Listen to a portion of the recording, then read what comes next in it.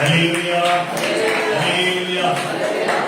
పిల్లరా ఇదొక, ఎందుకంటే పిల్లలకి తల్లిదండ్రులు ఏమని చెప్తే మొక్కలు అంతవరకు కమల పువ్వులు లాగా మొద పువ్వులు లాగా అయిపోతుంది.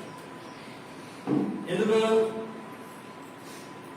అప్పుడు ఏం చేయాలంటే ఏదో ఒక వస్తువుని ఆపేసి ఆ డబ్బులకి ట్రాన్స్పోర్ట్ ఛార్జీలు ఇస్తే సైకిల్ ఛార్జీ అంటే ఆ 10 రూపాయలు ఉంచుకొని 20 రూపాయలు పొలానిదే అని చెప్తే అప్పుడు వెళ్తాడు అన్నారండి అలాగా.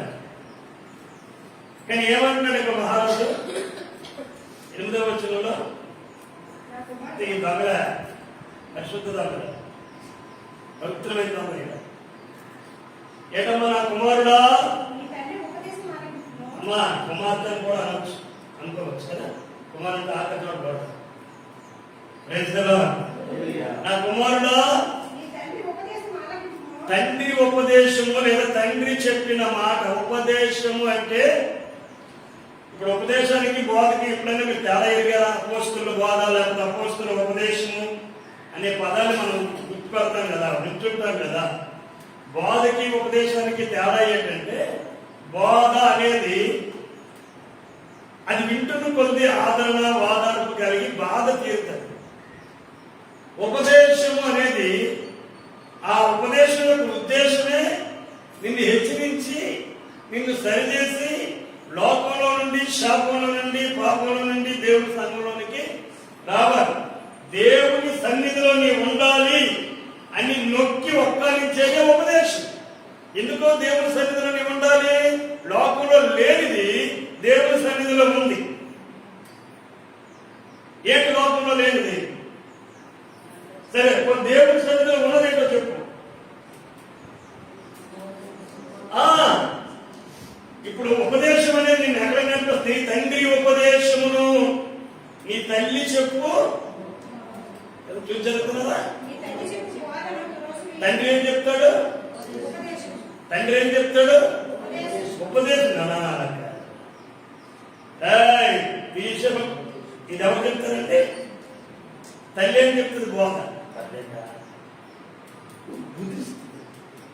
అందుకే నా నేను చెప్పను, ఎందుకంటే అక్కడి నుంచి ఏమొస్తుంది?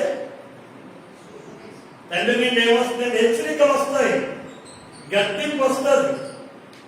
ఎక్కడికి వెళ్ళారా నవ్వుతారు వీళ్ళు తల్లి అలాగా. అందుకు దేవుడు వాళ్ళిద్దరినీ ఉంచాడు.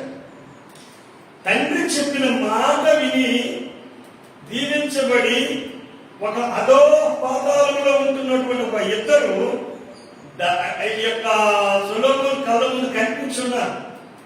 వారిని దృష్టిలో పెట్టుకొని సమస్త సమాజానికి ఏమని ఉపదేశం చేస్తున్నారంటే, అయ్యా కుమారులారా కుమార్తెలారా, తండ్రి నుండి తల్లి నుండి తండ్రి నుండి ఏమొస్తుందంటే ఉపదేశం వస్తుంది, తల్లి నుండి బాధ వస్తుంది. దేవునికి స్తోత్రం. సంఘ కాపురి అనేవాళ్ళు ఉపదేశకుడు ఉంటాడు, సంఘ కాపురి అనేవాళ్ళు అపోస్తుడు ఉంటాడు, సంఘ కాపురి అనేవాళ్ళు సువార్తికుడు ఉంటాడు, సంఘ కాపురిలో తండ్రి ఉంటాడు. శరీర సంబంధమైన తండ్రులు ఆత్మ సంబంధమైన విషయాలు చెప్పలేరు. చెప్పగలుగుతారు, అందరూ చెప్పలేరు. బైబిల్ చదువు, ప్రార్థన చేసుకో, ఆ తండ్రి చెప్పాలంటే. కానీ ఆత్మీయ తండ్రి చెప్పేది. ఇప్పుడు మీకు ఇద్దరు మనుషులను మీకు నేను చూపిస్తాను. వారు చేసిన ఆ తండ్రి చెప్పే మాటలు విని మూతులు మొడవదా? అది ఆత్మీయ తండ్రి. నీకు శరీర తండ్రి లేకపోతే నా తండ్రి లేడు కదా అది అలాగే బతుకుతానని కాదు. ఆత్మీయ తండ్రులు ఉంటారు, దైవజనులు.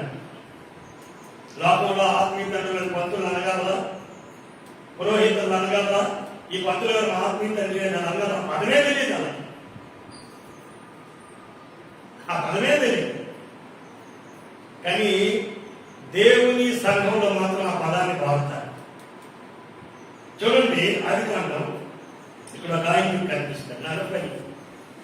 49వ అధ్యాయంలో 22 మనం చదివినట్లయితే నేను త్వరగానే ముగిస్తున్న కంగారు పడాలని పనిచేయదు. యోసేపు ఫలించే కొమ్మ, ఓట యొక్క ఫలించే కొమ్మ, గోడ ఎక్కి వ్యాపించును. గోడ ఎక్కి గోడ మీదకి ఎక్కి వ్యాపించును. విలుకాండ్రు అతని వేధించు.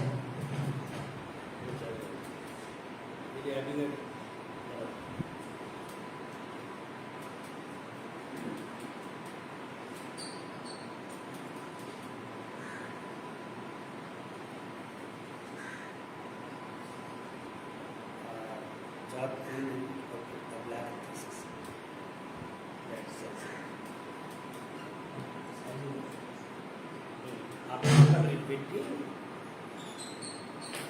ఆ mic March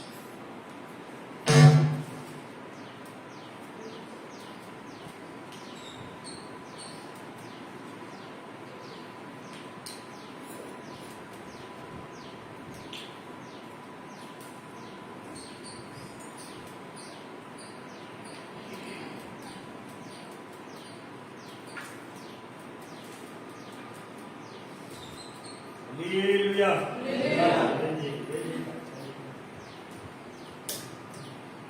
praise the lord. Hallelujah. పెట్టేదే ఇచ్చావా?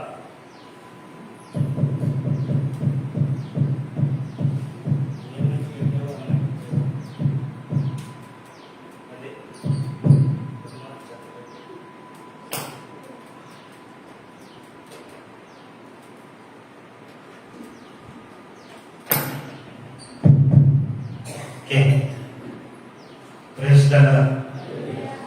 అందుకని సరైన విషయానికి మనం వెళ్తున్న ఉదాహరణ పంచబడకూడదని ముందుగానే ఇప్పుడు చదవండి. అంటే యోసేపు ఈ 11 మంది అన్నదమ్ములు గొర్రెలు కాసుకోవడానికి వెళ్తారు.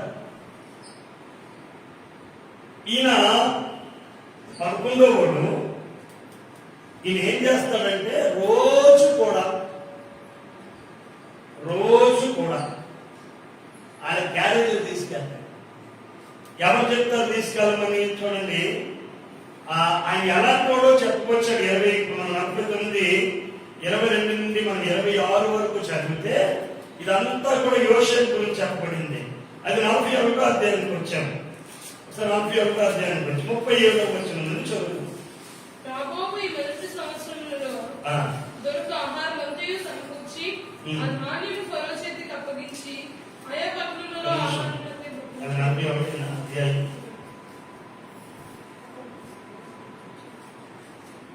చూడండి. ఇప్పుడు ఇందాక మనకి 49వ అధ్యాయంలో 22 నుండి 26 వరకు చదివితే ఒకసారి. యోసేపు ఫలించేడు కొమ్మ, ఓట యొక్క ఫలించేడు కొమ్మ, దాని రెమ్మలు గోడ మీదకి ఎక్కి వ్యాపించును. ఆ విషయాలన్నీ ఆయన ఫలించే కొమ్మ అన్నారు కదా. ఆ యోసేపు వలన ఆశీర్వాదం నెలకొచ్చింది అన్నటువంటిది మన 41వ అధ్యాయం 37 నుండి 46 వచనాల వరకు ఉంటాయి. 37 నుండి 13, 14 వచనాల నుంచి మనం చదువుతాం. 37, 13, 30 రాజకాండం. యోసేపును చూసి మీ సహోదరులు షేకెములో మందలు మేపుతున్నారు, నిన్ను వారి యొద్దకి పంపుతున్నాను. అతడు మంచిదని అతనితో చెప్పాను. అప్పుడు అతడు, నీవు వెళ్ళి నీ సహోదరుల క్షేమమును మందల క్షేమమును తెలుసుకొని నాకు వర్తమానం తెమ్మని అతనితో చెప్పి హెబ్రోను లోయలో నుండి అతడు దగ్గరకు రాకమునుపు మరి దూరం నుండి అతన్ని చూసి అతని చంపుటకు దురాలోచన చేసింది. ఎందుకన్నా అంటే ఈ వేదవచనాలలో ఎప్పుడూ కూడా యాకోబు అన్నల దగ్గర క్యారేజ్ తీసుకెళ్ళడం వాళ్ళు ఎలా ఉన్నారు. ఎందుకంటే మందలు తోలుకెళ్ళి మరి అక్కడ మందలాసి మన ప్రాంతాల్లో పాత అయిపోయిన తర్వాత దుఃఖ అయిపోయిన తర్వాత మందలు ఆస్తారు కదా కోణంలో. వారే ఇంటి దగ్గర నుంచి అన్ని తెచ్చుకొని అక్కడే వండుకొని రాత్రి అక్కడే ఉండి చూసే ఎప్పుడైనా పొలాల్లో మన ప్రాంతాల్లో కూడా భూమి సత్తు రావడానికి శక్తి రావడానికి భూమికి అలా మందలు రాస్తారు. అలా రాసినప్పుడు కొన్ని రోజులు వారు ఇళ్ళకి రారు. క్యాంపింగ్ చేసి ఆ పొలాలు ఉండిపోతుంటే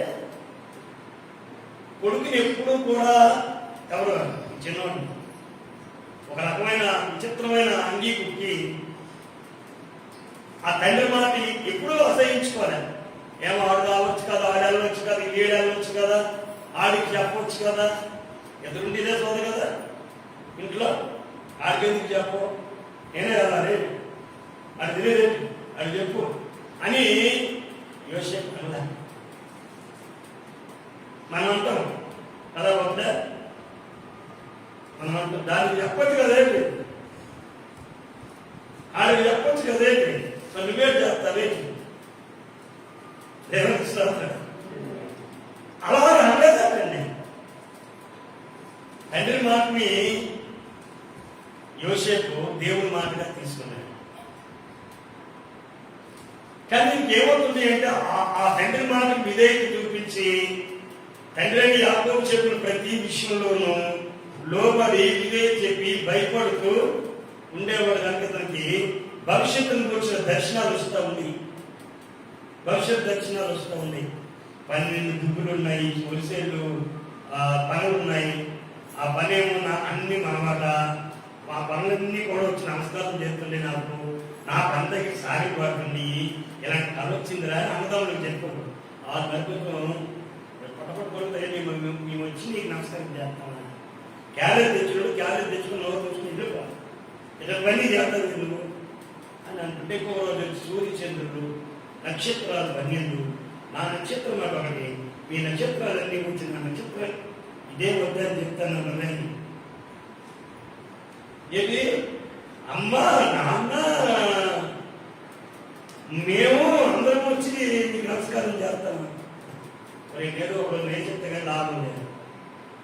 ఈ నెలాగే ఉంచితే రేపు మనకి ఏదో దేశాలు ఉన్నాడు అని ప్లాన్ చేస్తున్నారట. అది ఇప్పుడు మనం చేద్దాం. దూరం నుండి వాడిని చూసి ఏదో ఈ కళ్ళ కాసి కూడా వస్తున్నాడు చూడు అందాక 19 ఏ 19 37-19 ఇదిగో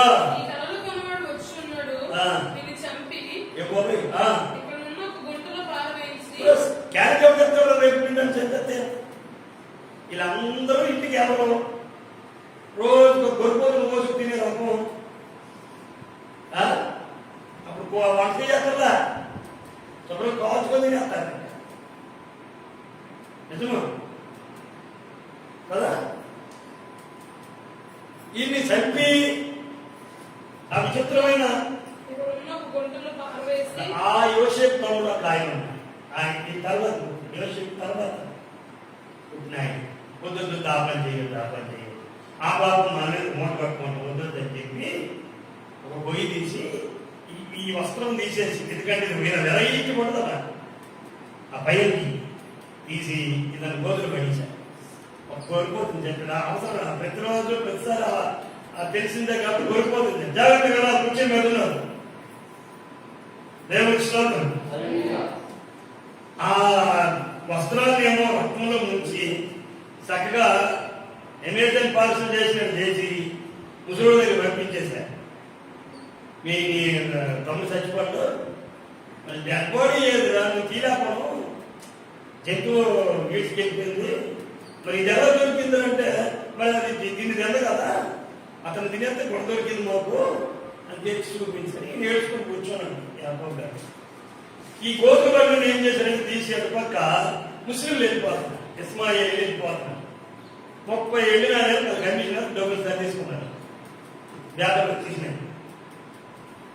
ఆయన పొత్తిఫర్ అన్నటువంటి ఆయన ఇంతగాని కొనుక్కున్నాడు బానిసగా. ఆయన ఇంట్లో ఉన్న నాళ్ళు కూడా అక్కడ వాక్యం ఏమైపోతుందంటే ఈతలను బట్టి పొత్తిఫరు అనబడినటువంటి ఆయన దీవించబడుతుంది. ఆవిడ చేసిన ఆ ఇంటిగా ఆవిడ చేసిన చెడు పనిని బట్టి నిందపడి జైలుకి వెళ్ళిపోవాల్సి వచ్చింది. ఎవరు? యోసేపు. అక్కడ కూడా దీవించబడ్డాడు.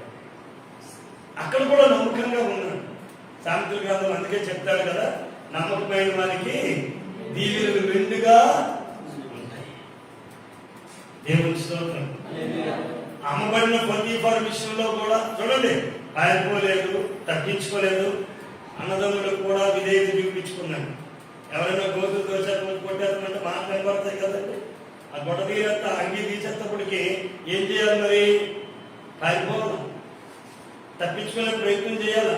ఆ గోతులను తీసి వాళ్ళకి అమ్మేసేటప్పుడైనా సరే బలికి సిద్ధమైపోయినట్టుగా వాళ్ళకు దేవాన్ని గొర్రెలాగా సైలెంట్గా ఉండేవారు. పాపం ఆ కొనుక్కున్నాడు, అన్నిటికి తీసుకెళ్ళాడు.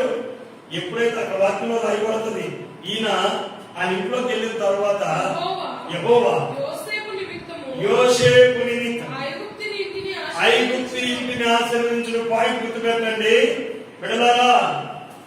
ఏ తల్లిదండ్రులకు పుట్టామో ఆ తల్లిదండ్రుల మాటలే గాని, లేదా ఏ ఆత్మీయ తల్లి దగ్గర ఉన్నామో ఆ ఆత్మీయ తల్లి యొక్క మాటలు వింటే నీవు ఎక్కడ ఉంటే నా దేవుడిని అక్కడ ఆశీర్వదిస్తాడు. దేవునికి స్తోత్రం. నువ్వు స్త్రీలైనా పురుషులైనా ఎవరైనా నీకు ఈ భూ సంబంధంగా తండ్రి ఉండొచ్చు, చనిపోవచ్చు, కానీ నీ దైవజనుడు నీ ఆత్మీయ తండ్రి అనబడిన వారి యొక్క మాట నువ్వు విన్నప్పుడు యోసేపు ఎక్కడున్నా, జైల్లో ఉంటే అక్కడ ఆశీర్వాదం, పొతీఫర్ దగ్గర ఉంటే అక్కడ ఆశీర్వాదం. తర్వాత ఎక్కడికి వెళ్ళాడు?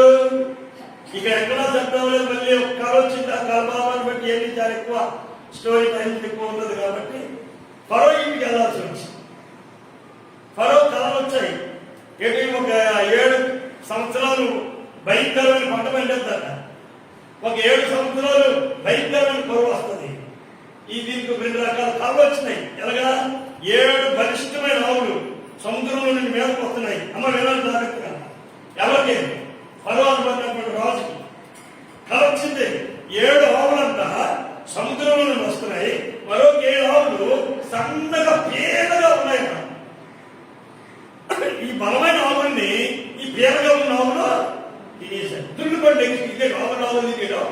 నేను దాన్ని వెళ్ళి పడుకుంటే మొక్కజొన్న ఉన్నాయి కదా, సన్నగా ఉన్న ఎన్నులేమో బలంగా ఉన్నటువంటి ఎన్నులు తినేసినట్లు వచ్చింది. వెంటనే దీనికి భావం చెప్పినప్పుడు కావాలి అంటే జైల్లో ఉన్నాడంటే ఆయన చెప్పాడు. పాండ్రాయి అన్న జైల్లో ఉన్నాడంటే నాకు దాని భావం చెప్తే నేను విడుదల పొందే, మీరు అతను తీసుకెళ్ళండి చెప్పాడు. కలభావం, అయ్యా బలమైన పంట 7 సంవత్సరాలు తెగబెట్టాయి. అన్ని ధాన్యాలు కూడా, ఆకు ధాన్యాలు, కాయ ధాన్యాలు, నవధాన్యాలు మొత్తం పండేస్తాయి. ఏమి అమ్ముకూడదు, ప్రజల్లో ఏమి అమ్ముకూడదు, మొత్తం అంతా కూడా గొడమ్స్ లో పెట్టాలా. మరొక 7 సంవత్సరాలు అవుతున్నాయి. 7 సంవత్సరాలు భయంకరమైన కరువు. ఇప్పుడు ఏం చేయమంటారయ్యా? అడిగిన రాజు జ్ఞానం కలిగిన ఎవరినో పెట్టి మొత్తం దేశమంతా వెరిఫికేషన్ చేసి ఎన్ని పొలాలు గవర్నమెంట్ ఉన్నాయో, ఎంతమంది రైతులు పంటలు చేస్తున్నారో వీళ్ళందరూ తాలూకా డేటా తీసుకొని బాగా పండించి ఒక గింజ బయట దేశానికి వెళ్తానికి వీల్లేదు, మొత్తం ఇక్కడ పెట్టాలా. మనకి ఇంటర్నేషనల్ మన దేశంలోనే ఉండాలా. చేయాలంటే దానికి నచ్చింది. ఎందుకంటే నేను రిఫరెన్స్ నేను రాసుకున్నా కానీ సమయం అవుతుంది. ఎందుకంటే 37వ అధ్యాయంలోనే ఇవన్నీ కనబడుతూ ఉంటాయి. అయితే అది మన 39లో 1 నుంచి 5 వచనాల్లో కూడా ఈ చెప్పే విషయాలన్నీ కనబడుతుంటాయి. జాగ్రత్తగా పిల్లలా, నువ్వే ఆ పని చేయని చెప్పి ఆయనకు అప్పగించి పంటలు బాగా పండినాయి. అన్ని దేశస్తులు శుభ్రంగా దిగేసినారు. ఈ దేశంలో మాత్రం చక్కగా దాచుకున్నారు. కారణం ఏంటి? దేవుడు వాగ్దానం చేసిన దేశంలో కరువు వచ్చింది. ఆ అన్ని సంబంధమైన దేశంలో సమృద్ధి ఉంది. కారణం తండ్రి మాట వినే ఒక వ్యక్తి అక్కడ ఉన్నాడు. Praise the lord. ఒక యోసేపుని బట్టి అన్ని ప్రాంతాల్లో కరువున్నా ఆ ప్రాంతంలో కరువు లేదు. అర్థమైందండి? అందుకని ఇప్పుడు మనందరం చదివామే ఆదికాండం 41:37 నుంచి చదువుతాం. కూర్చోవాలా? ఆ మాట ఫరో దృష్టికి సమస్త సేవకుల దృష్టికి యుక్తమైనది కనుక అతడు తన సేవకులను చూసి ఇతని వల్ల దేవుని ఆత్మగల మనుషులు కనుగొనగలవా? అన్నిటికీ అర్థమైందండి. ఏమని? ఇతను వలే చెప్పండి, దేవుని ఆత్మ కలిగిన మనుషుడు ఎవరున్నారో మనం కనుగోలేము అలాంటి వ్యక్తులను. ఏమైనా ఒక 10 పంట ఒక పంట అమ్మించుకుంటే అకౌంట్ వేసుకున్నాడు తప్ప ఇలాగ చెప్పినోడు ఎవరున్నారు. కాబట్టి అతనికి అన్ని అప్పగించి ఇక తర్వాత వచ్చిన వాళ్ళన్నీ కనుక మనం చదివినట్లయితే దేవుడే ఇదంతా నీకు తెలియపరిచాడు కనుక ఎవరైతే మీలోనే వివేక జ్ఞానంలో కలిగిన వారు ఎవరు లేదు.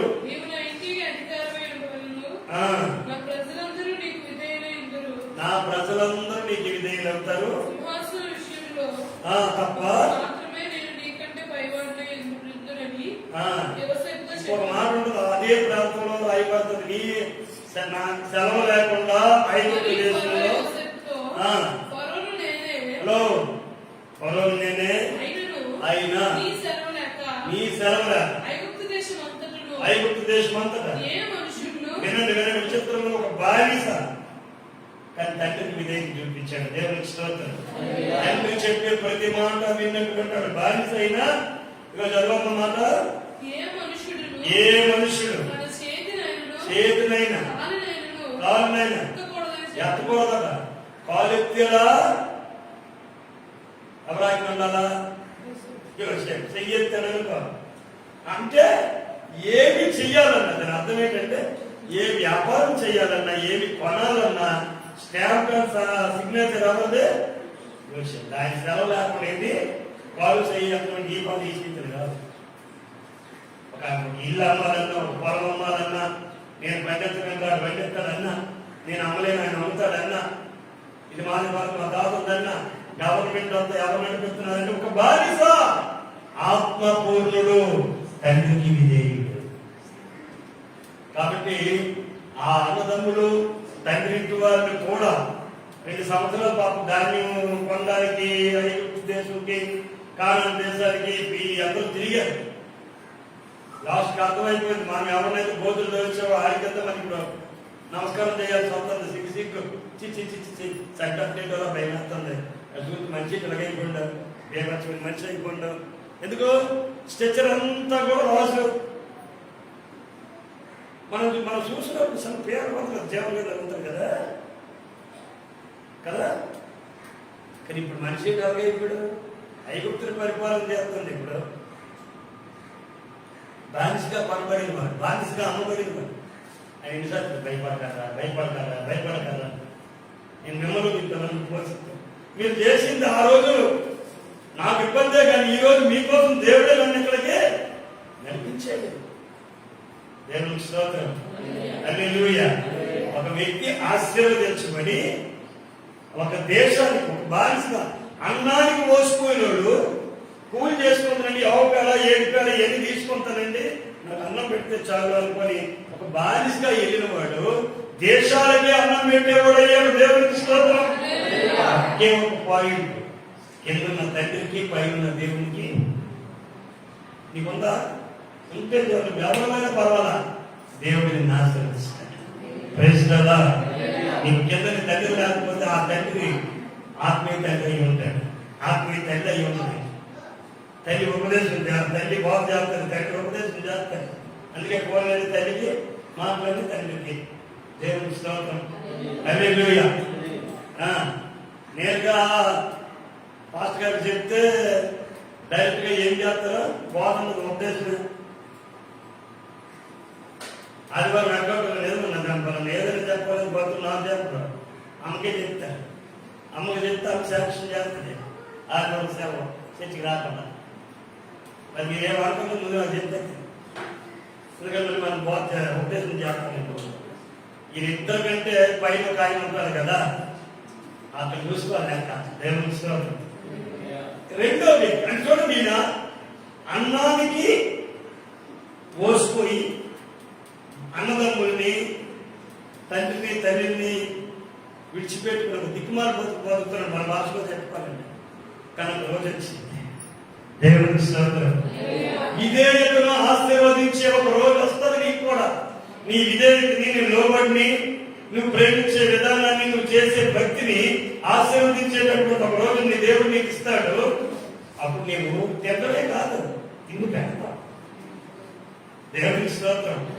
హల్లెలూయా. ఏమంటే నాకు నేను చదువుకుంటుంది ఎలా అడగబెడతాడంటే ఇంత ఉన్నాడా అడిగితే అంటాడు. ఆ తల్లి ముసలి దగ్గర ఉంటాయి, ఈ ముసలి పెట్టుకున్నాడా తెలిసి, ఎందుకంటే ఆ లాంగ్వేజ్ తెలుసు. వాళ్ళు ఎప్పుడు మాట్లాడతారు. వీళ్ళేమో ఐదు లాంగ్వేజ్ లో పుట్టి పెరిగాడు కనుక ఐదు భాష తెలుసు. వాళ్ళు వచ్చి ఆ భాష మాట్లాడుకుంటారు. ముందు చూపించామా మంచి మంది ఉంచేసుకున్నా దగ్గర చూసుకోడు నాన్న అని ఆ వాడుకుంటున్న భాష నాకు తెలుసు. వీళ్ళేమనుకుంటారంటే ఈ మన హిబ్రూ భాష ఈ ఐగుప్తులకు తెలియదేమో అనుకుంటారు. కానీ ఇక్కడ ఉన్న దేవాలంటే తమ్ముడే కదా, అనేసి వాళ్ళ పనులకి వెళ్ళి ఏం చెప్పాడంటే ఇక ఆ కోరి మూతుల్లో అది తెచ్చి డబ్బులు పెట్టేసి కట్టలు కట్టియండి. సగం దారికి వెళ్ళాక డబ్బులు కూడా తిరిగి ఎత్తుకెచ్చారండి. ఒకసారి అసలు గిన్నెలో ఈ వాళ్ళకి తింటున్న యోసేపు తింటున్న గిన్నెని దాంట్లో కట్టేసి ఆ గాడిలో ఎక్కించారు. సగం దారి వెళ్ళాక బంతులోకి పంపించి అదే మిగతా దొంగలు ఇక్కడ తినడానికి గిద్దలు కొనుక్కోవడానికి వచ్చి ఇక్కడ గంగుద్ది ఏంటి అని మేమేం చేసాం చూడండి ఎప్పటిగా అయిపోతారు జరిగింది గిన్నె. ఆ నుంచి ఇక ఎంత ఆడుకోవాలో ఆడుకోవాలి. లాస్ట్కి అని ఎవడానికి ఇష్టం పెట్టుకోవట్లేదు. అలా పంపించడానికి ఇష్టం లేదు. ఆమె అక్కడ కదా ఆ మనసు పడట్లేదు. సంవత్సరాలు అయింది చూసి వాళ్ళు పిల్లలు 12 మంది 50 మంది అయిపోయినారు. ఆ వెళ్ళాడు, రాజుతో మాట్లాడాడు. అర్థమైందా? అమ్మ పిల్లలు ఎక్కడే ఉంటాను వాక్యం వాళ్ళతో మాట్లాడాడు. తండ్రికి చెప్పాడు, తనతో పరిచయం చేసుకున్నాడు. నేను ఎవరో కాదు పలానా. ఎంత ఏడ్చారో తెలుసా? కారణం ఏంటంటే ఒకరోజు మీరు చేసిన నేరం అది జనం మీకు ఆశీర్వాదమే అని చెప్పారు. దేవుని స్తోత్రం. కానీ కెలికి చదివేస్తుంది బిడ్డ ఉండదా? మనం చేసిన ద్రోహం ఆఖరికి అనుకుంటా 49వ అధ్యాయంలో నాన్న చచ్చిపోయాడు యాకోబు. మన సంచలేవా నాన్న చచ్చిపోయాడు కదా, నాన్న ఇదే ఇప్పుడు నాన్న చచ్చిపోయాడు. నాకు 9వ అధ్యాయం అనుకుంటా ఉంటుంది అది కాలంలో. ఒక అంటాడు మీరు అలాగేమనుకోకండి. ఎప్పుడైతే వీళ్ళతోని హిబ్రూ భాష మాట్లాడాడో అది అర్థమైపోయాడు. నేను మీరు భయపడకండి, నేటి దినమున అది మీకు ఆశీర్వాదకరమే. నేను మిమ్మల్ని మీ పిల్లలను పోషిస్తాను చెప్పి వాళ్ళు ఏం చేశాడు? ఆదరించి వాళ్ళకి ప్రీతిగా మాట్లాడారు. భయం మనిషి చూస్తే అట్లా ఉండదు. ఇది ఒకట. రెండు దావీదు అని దావీదుని పిలిచి సమూయేలు గ్రంథం 17 వచనం మొదటి సమూయేలు గ్రంథం 17 వచనంలో దావీదు యుద్ధంలో అన్నదమ్ములు అందరూ ఉంటారు. ఇతగాడికి 2 డ్యూటీలు అప్పచెప్తారు వాళ్ళ నాయన ఎస్సీ. ఏంటి 2 డ్యూటీలు? జాగ్రత్తగా వినండి, టైం అవుతుందని ముగించుకుని త్వరగా. 17-20 వచనాలు పిలిచి మీ సహోదరుల కొరకు వేయించి గోధుమలో ఒక ఈ 10 రొట్టెలు తీసుకొని దొడ్డులో ఉన్న సహోదరు గారు తూముడు అంటే ఎందుకొచ్చారండి? కొంచెమేనా? కొంచెం తూడంటారా? నేను ఇచ్చి జున్నుగడ్డలో ఇంకేమో ఇచ్చాడు. మరి గొర్రెలు కాస్తాడు కదా, మరి గొర్రెల్లో స్నేహితులకు అప్పచెప్పని చెప్పి ఆ కాడికి వెళ్తే అక్కడ యుద్ధం. నేను వెళ్ళనని కానీ, హలో నా వల్లని కానీ, నేను కాదని కానీ చెప్పలా. దేవుని స్తోత్రం. హల్లెలూయా. ఇక్కడ కూడా ఏం జరిగిందనేసి అంటే గొలియాతును చంపడం జరుగుతుంది. తండ్రికి విధేయత చూపించడం వల్ల అన్నదమ్ములు ఎదుగునే అభిషేకించబడతాడు. అన్నదమ్ములు ఎదుగునే రాజు ఒకటి కనబడుతుంది. కారణం ఏంటంటే ఇశ్రాయేలీయులకి 40 సంవత్సరాలు. చూడండి అదే 17-20 వచ్చిన దావీదు ఉదయమున లేచి ఒక కాపరికి గొర్రెలను అప్పగించి ఆ వస్తువులను తీసుకొని యెషయా తనకు ఆజ్ఞాపించిన ఆజ్ఞ చొప్పున తండ్రి తనకు ఏ విధముగా ఆజ్ఞాపించాడో ఇచ్చిన ఆజ్ఞ చొప్పున ఆజ్ఞ చొప్పున ఉపదేశం అని చెప్పాను కదా ఇందాక. తండ్రి ఏం చేస్తాడు? ఉపదేశం చేస్తాడు. ఉపదేశంలో ఆజ్ఞ వెళ్ళకపోతే అవదాలు నోరు మూసుకున్నాడు తల్లి అలాగే అంటారు. అందుకే సామెత గ్రంథకర్త ఏమన్నాడంటే తల్లి బాధ చేస్తాడు, బాధ పోగొట్టాడు. ఆడుకోవడానికి తప్పునంటే మా అమ్మ ఒకటే మాట చెప్పింది, మీ నాన్న వచ్చే టైం నువ్వు ఇంట్లో ఉండాలి, వేయ కాడుతున్నా నాకు అనవసరం, నువ్వు ఎక్కడికి వెళ్ళినా అనవసరం. ఎలా మీకు పోతుంది కదా, ఎవరో సిల్లు ఎలా చేయాలి ఇంటికొట్ల దించిన గాడికి పెద్ద పోతుంది. నువ్వు ఎక్కడికి వెళ్ళినా పర్వాలా, నీ నాన్న 10 గంటకి అక్కడికి వస్తాడు డ్యూటీ దిగి, నువ్వు ఏ గంటకి వస్తావో చూసుకో, నువ్వు ఇంట్లో లేకపోతే నాకు సన్మానం చేయాలి. ఒకవేళ ఎప్పుడైనా టైం తప్పించిపోయి లేట్గా కనుక వస్తే కవరింగ్ ఏం చేస్తున్నాన్ని అది ఇప్పుడే చెప్పాడు. అది ఫిక్ అయింది. అది ఇదా అడుగా ఎప్పుడైనా అడుగా అన్నది అడుగా అయిపోయినట్టే. ఈ గొర్రెలు విడిచిపెట్టాడు దావీదు, ఆ చెప్పినవని పొరకెత్తుకున్నాడు. ఆజ్ఞ దీపముగాను ఉపదేశము వెలుగుగాను అని అన్నారు దైవజనుడు. ఆజ్ఞ ఎలా బయలుదేరుతుందట? దీపముగా బయలుదేరుతుంది. ఉపదేశము ఆజ్ఞ వెలుగుగా, ఉపదేశం వెలుగుగా బయలుదేరుతుంది అని చెప్పుకొచ్చి ఇక్కడికి వచ్చే 16వ అధ్యాయంలో 13వ అధ్యాయంలో మాట్లాడుతుంది.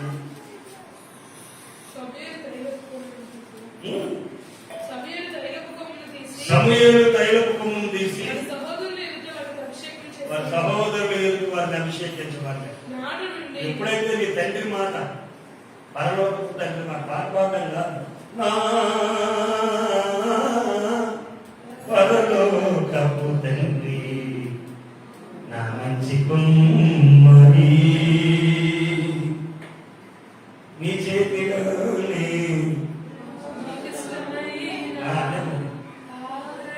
దృష్టిలో లేదు కదా.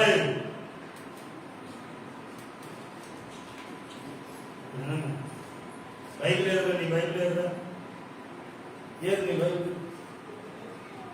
దేవునికి స్తోత్రం. హల్లెలూయా. పరలోకపు తండ్రి ఆత్మీయ తండ్రిని భూమి మీద ఉంచుతాడు. ఎందుకంటే కన్న తల్లిదండ్రులు ఉంచుకోవాలి. కన్న తల్లిదండ్రులు ఏదో ఒక వయసులో వదిలిపెట్టేస్తారు. ఏదో ఒక రకంగా ఆ వ్యక్తిని తీసుకెళ్ళి వీళ్ళు దిక్కులేని వాళ్ళు అనిపించుకోకుండా ఒక ఆత్మీయ తండ్రికి అప్పగిస్తారు. ఆయన ఎంతవరకు అంటే ఆయన ఉన్నంత వరకు ఆత్మీయ నాయకుడు ఆయన సంఘ పెద్దలకు అప్పచెప్తాడు. ఎంతవరకు అంటే వాళ్ళు చక్కగా చూసుకునేవారు. ఎందుకంటే దేవుని భయం దావీదు చేసినటువంటి ఇశ్రాయేలీయులకు రాజుగా మార్చబడ్డాడు. దేవునికి స్తోత్రం. హల్లెలూయా. నువ్వు మీ ఆత్మీయ తండ్రి వారిని ఎంత చెప్తున్నావు? ఉపదేశానికి ఎంత కలుగుతున్నావు? వింటున్నావా? తండ్రి మాట, తల్లి మాట, ఆత్మీయ యొక్క మాట ఏం చేస్తుందంటే చూడండి, సమూయేలు గ్రంథంలో, మొదటి సమూయేలు గ్రంథంలో 18-14 వచ్చిన మరియు దావీదు సమస్త విషయములలో సుబుద్ధి కలిగి, ఏ బుద్ధి కలిగి? సుబుద్ధి, మంచి బుద్ధి కలిగి ప్రవర్తిస్తారు. తర్వాత యెహోవా అతనికి తోడుగా ఉంటాడు. నేను ఎక్కడికి వెళ్ళిందాక చెప్పాక యోసేపు ఎక్కడికి వెళ్ళినా లేదా దావీదు ఎక్కడికి వెళ్ళినా వీళ్ళిద్దరే బైబిల్లో చాలా మంది ఉన్నా పొజిషన్ గొర్రెలు మేపు స్థితి దగ్గర నుంచి అన్నదమ్ములు చేయలేని యుద్ధం తాను అక్కడ చేసుకొచ్చేసాడు. రాయి పెట్టి కొట్టి వెళ్ళిపోచ్చేసాడు. రాయి పెట్టి కొట్టి కత్తితో బేకనైతే పేపర్ వచ్చి దేనికి వెళ్ళాడు? యుద్ధంకి వెళ్దా యాల్పుకి వెళ్ళాడు. జున్నుగడ్డలో ఏవో తండ్రి ప్యాకేజీ ఒక్కొక్క రకమైన ప్యాకేజీలు కడితే అది పట్టుకెళ్ళి వాళ్ళకి ఇచ్చేసి వచ్చాను. నేను నేర్చుకొని మాట్లాడినాను. విలమని చూడటానికి గొర్రెలు ఇస్తావు అని క్యాప్ వేశారు అందరూ. ఎలా తెలుగా గొర్రెలు ఏంటో తెలుగుడా బయట వేసుకున్నాను. అని రకరకాల మాటలన్నీ దాని అనుకుంటా గడియ ఎవడాడు ఎందుకు ఆడాడు మారు కదా ఆడది మనం తిరుగుతున్నాడు ఆయనకి అసలు ఆ బాప్తిసం లేదు కదా, లేకపోతే ఆయనకి ఆ సొన్నత లేదు కదా, ఆ దేవుని తెలుస్తుంటే మీరు అందరూ ఏం చేస్తున్నారు? మీరు ఎవరికి నొప్పెట్టలేదు ధర్మస్గ్రంథాలు కదా మాట్లాడదా పాపేంట ఆ తిట్టిందే పాపం లేదు కానీ నేను అడిగితే పాపం ఏంటి అని వేరే అనొచ్చు కదా. అది ఎవరు కొందరు 9 మనిషి అప్పుడు వెళ్ళి యమనుడి యుద్ధము యెహోవా చేస్తాడు. రాయి పెట్టుకెళ్ళి ఒడిసెల్లో పెట్టి ఎనగర తిప్పి మొఖం మీద కొడితే ఆ వెనకపోవడం అని ముందుకు పడితే భయమే పోదు కదా. వెనకబట్టి ఎందుకు వెనకబడలేదు ఎప్పుడు ఆలోచించాను. ఈ చిన్నోడు కదా వెళ్ళేటప్పుడు గాడి భయమేమో. అందుకే దేవుడు ఏం చేస్తే ఆ భయం కూడా లేకుండా ఆ పేపర్ ముందుకు పడింది. పెట్టి ముందుకు తిన్నాడు.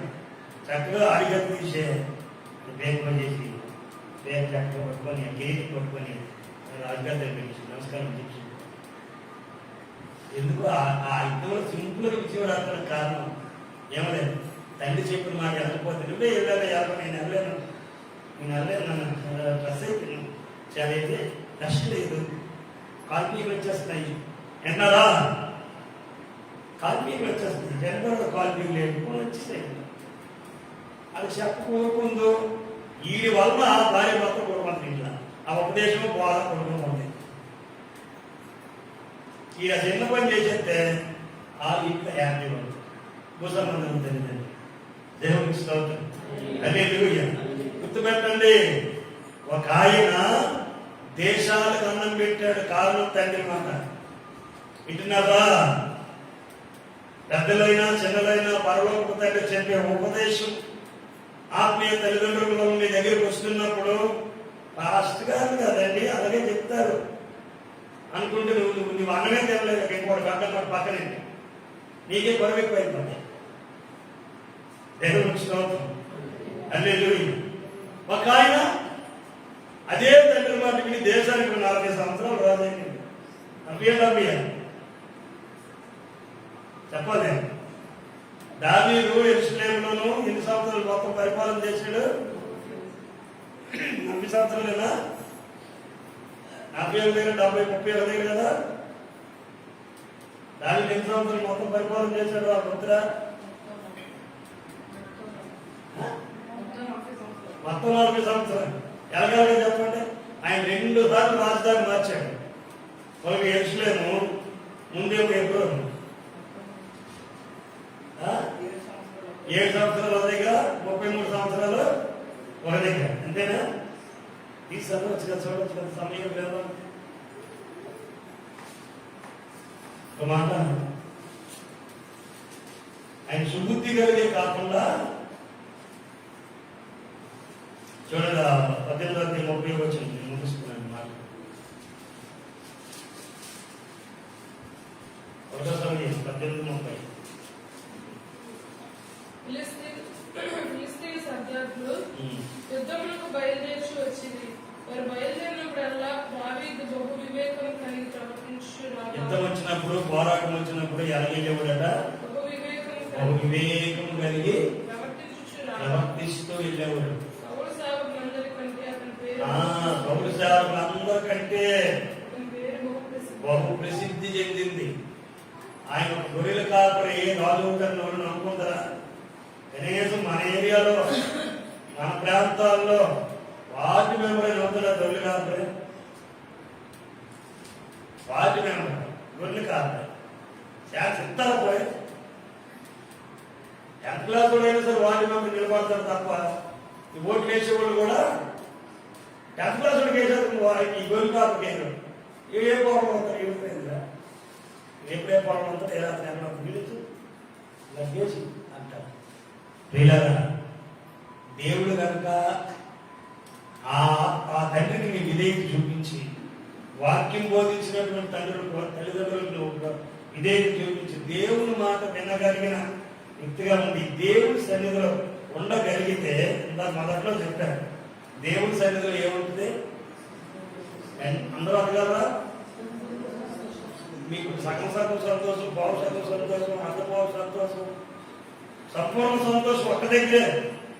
నీవు పగలు ఎంత పని చేసుకుపోయి సాయంకాలం ప్రభు సన్నిధిలో ఉండే వ్యక్తివే కనుక బయట ఆ ఒక్క పాయింట్ నువ్వు చేయగలిగితే, లేదా రాత్రి నువ్వు త్వరగా పడుకుని పోయి తెల్లారి 4కి 4:30 లేచి మొహం కడుక్కుని బైబిల్ సంకేసుకొచ్చి చర్చిలో ఒక్క అరగంట నువ్వు ఉండగలిగితే, ఎందుకంటే ఆదాము దేవుడు దర్శించినప్పుడు అదే ఉదయకాలము రాత్రిగా, యేసు ప్రభు కాలం చాలా సమయం ఉందనగా రాత్రి అవడానికి, ఆ సమయంలో తెల్లవారడానికి కూడా చాలా సమయం ఉందనగా, రాత్రి కూడా చాలా సమయంలో కూడా యేసు ప్రభు ప్రార్థనలో మోకాళ్ళ మీద కనపడతారు. మనకు మాదిరి పరలోకపు తండ్రితో మనం మాట్లాడుతాం.